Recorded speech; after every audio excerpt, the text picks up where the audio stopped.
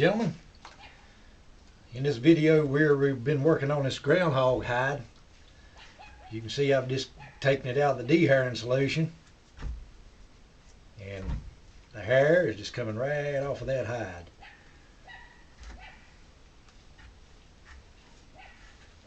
Turn that thing right side out there so you can see it.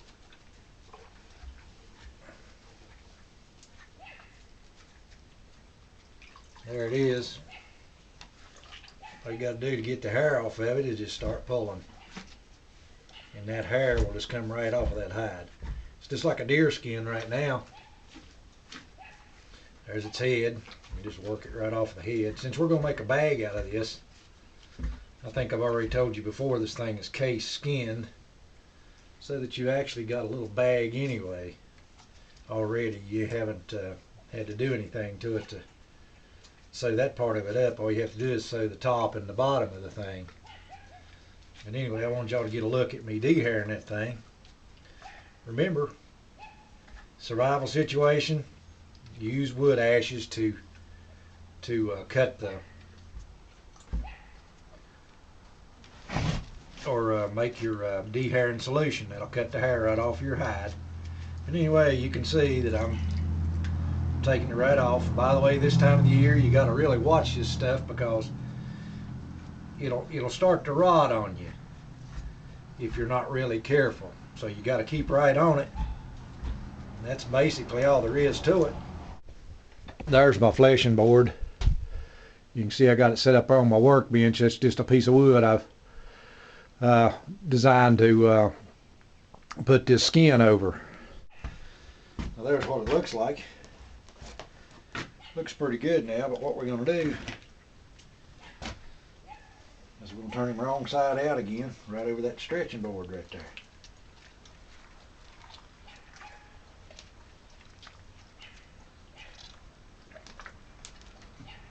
Put that thing right over that board.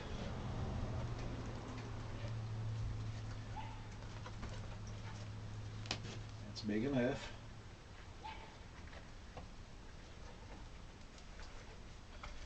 There's what it'll look like. There's the fleshing tool. So you can just come right down and just right easy like take that flesh and just peel it right off of the hide. Alright guys, there's my groundhog skin. And I'm going to let that groundhog skin soak in that solution right there for about a day or two and let it take on a little bit of that color out of that wood shavings I got right there. And that's one way to you can dye your product in the woods, is just take some kind of anything like oak, white oak, walnut would work good, but that's what I'm doing right there. I'm going to let it take on a little bit of color for a couple days, and then I'm going to put it in its tanning solution then, and it'll be ready to go. Let's get this old groundhog skin out of the tanning solution. I've done took that thing and rinsed it out real good, cleaned it off. Looks like we're going to have a pretty good skin right there on that. Set that bucket out of the way. Now I guess the next thing we can do is put this thing on a stretcher and let it dry out there for a couple of days. I don't know if any of you guys, young fellas, ever seen any hide stretchers, but I've got several of them. I'm going to put this old groundhog. That old groundhog looks like a big skinned rat there now, don't he?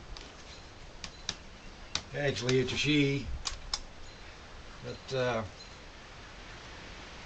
just pull that groundhog right down on that stretcher.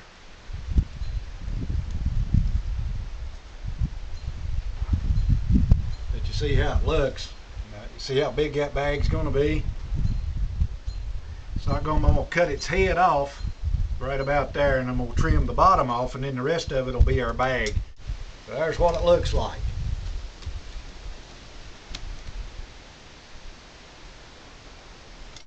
Well, fellas, take a look at this old groundhog hide now.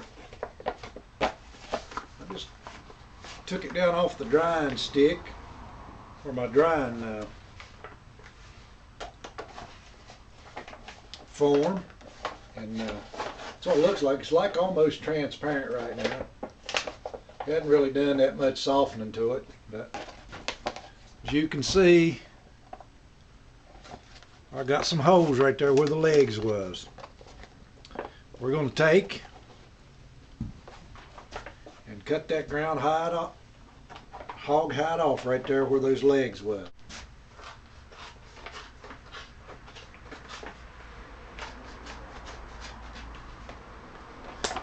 Alrighty there, fellers. Got this groundhog bag made. Let you take a look at it. Right inside there. Notice that when I sewed it up, I've turned it wrong side out and did a whip stitch all the way around it. Punched the holes in it, did a whip stitch, then turned it back the other way, and that gives it a nice smooth edge and a pretty nice looking bag. Now, there's the old piece of groundhog, there's the head. What I did was, I cut me some strips of leather right off of that piece of hide right there, and used that same leather off of the groundhog. Just moisten it down a little bit, and then just sew it up, and when it dries it'll make that thing pull real tight, and it'll seal up your bag real good. Now, this bag right here would be a real good bag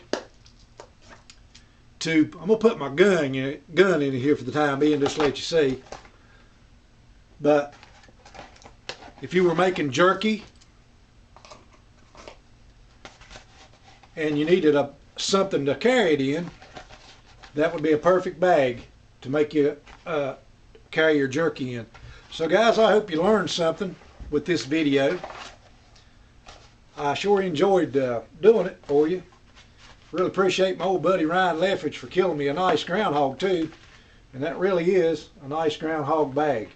So guys, that's another tip from your Bland County Survivor Man. Have fun, and as always, have a nice day.